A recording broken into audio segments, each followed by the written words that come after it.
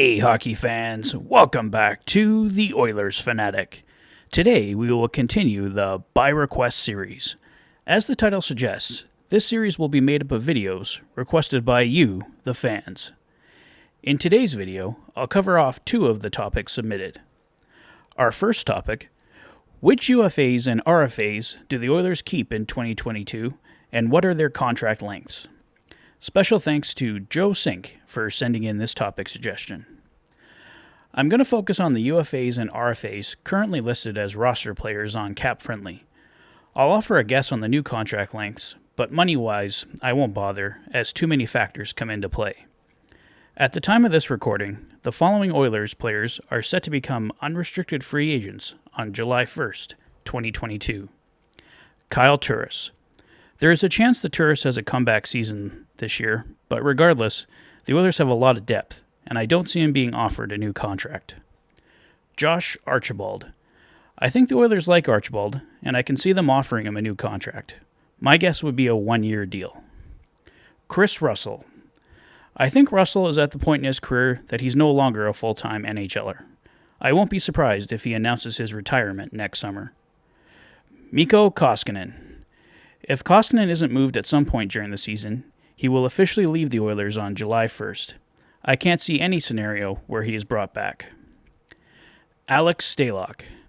Like Koskinen, Staylock isn't likely long for the Oilers.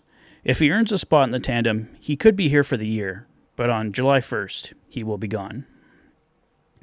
Let's take a look at the Oilers' RFA'S for July 1st, 2022. Jesse Puljujarvi. In my roster prediction video for 2022-2023, I noted that Jesse could be a victim of the cap crunch. However, there are ways to make a new contract for him work. I'll say he's back on a 4-year deal.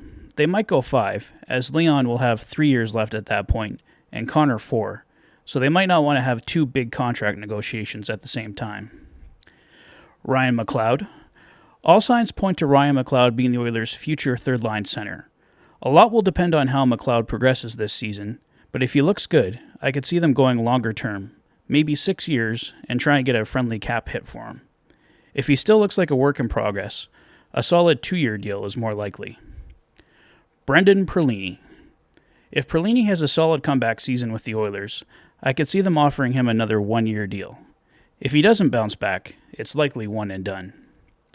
William Legison. The Oilers have a lot of defensive prospects, and Legison could find himself being used as trade bait. If he's not, I see him getting a 1 or 2-year deal. That covers off topic number 1. Thanks again to Synk for sending that in. Topic number 2. My prediction for the individual point totals for the players on the Edmonton Oilers roster for the 2021-2022 season. This topic was submitted by Elijah Durksen. Let's run through the roster.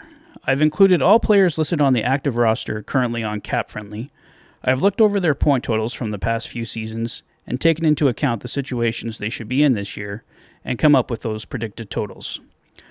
Obviously, a lot of factors could come into play, so these are my best guesses at the present time. Connor McDavid.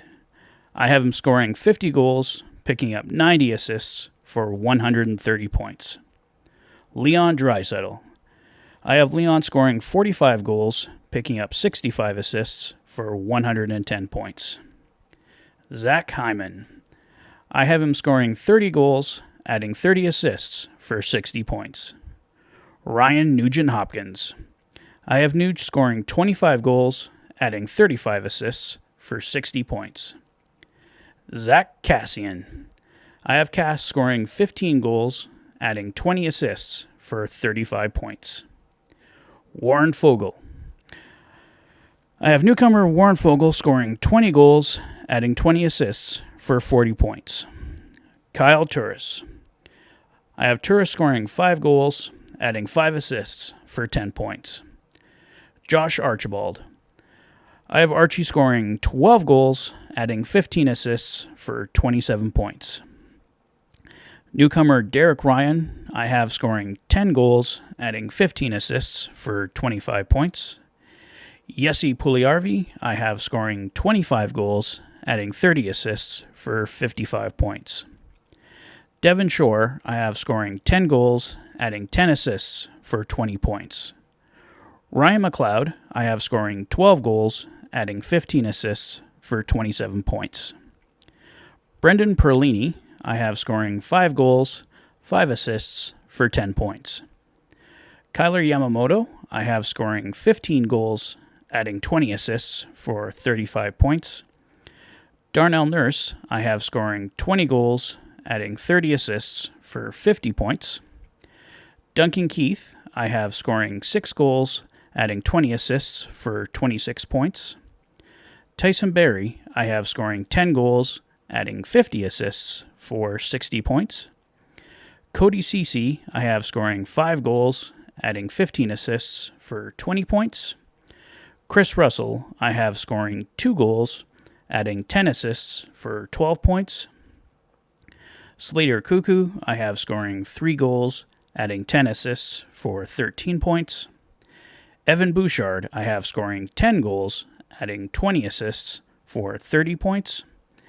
And William Legison, I don't think will play much at all with the Oilers. I don't have him scoring any goals. I gave him 3 assists for 3 points.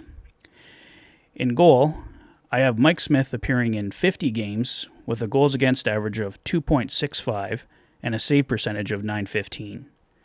Mikko Koskinen, I have appearing in the other 32 games with a goals against average of 2.85 and a save percentage of .905. I'm predicting now that Staylock won't end up playing for the Oilers, and he's likely to be lost on the waiver wire at the end of training camp. But let's see what happens. Thanks again to Elijah Durksen for sending in the topic.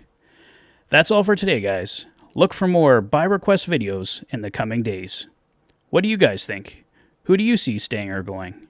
Do you think my point totals are way off? What do you predict? Sound off in the comments below. Enjoying the videos? Please like and subscribe for all the latest Oilers content. You've been listening to The Fanatic. Thanks for being a fan.